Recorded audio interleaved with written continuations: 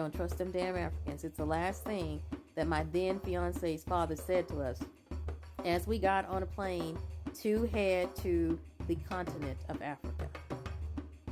Now, where the story left off in part one, I had gotten off the plane and there was darkness all around me, and feeling of something circling over me that meant me no good.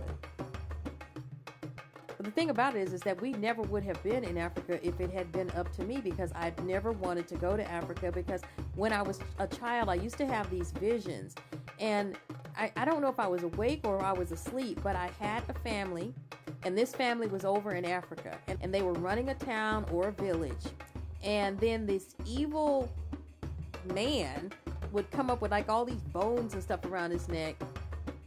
I don't know what he did to them, but the next scene is that the women were crying and there was water and a boat. And I never could figure out what that was until when I was a little girl and saw Roots.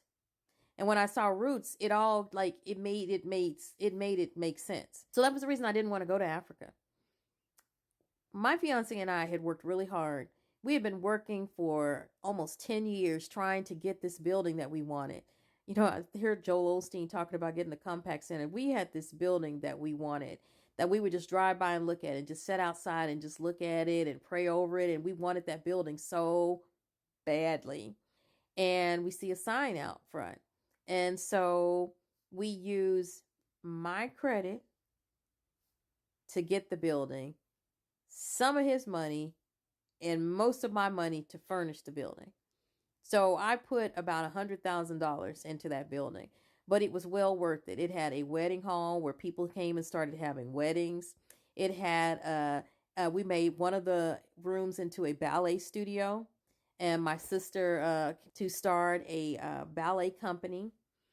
We had multiple offices, meeting spaces, and we had even people that were renting out meeting space inside of our building. And so things were going very good. Money was just flowing, and we were able to do so many things and help so many people. And we decided that we were going to get married. We started loosely planning the wedding.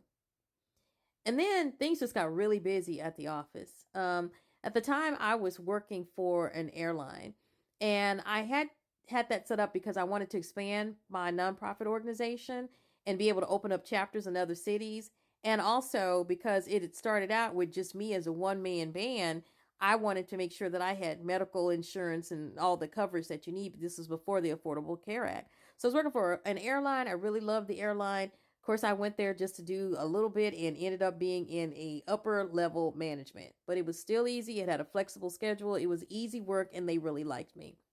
My goal is when the nonprofit organization got too big, I was going to step down to a minor role, but keep my job with that company so that I could just be able to fly anywhere that I wanted to go. It really started to expand, and we needed to hire more people. I screened all the people that I hired. And my fiance hired an African. He hired an African man. And I can tell you that we went from money, being able to send money to our family and make donations to organizations, to being homeless.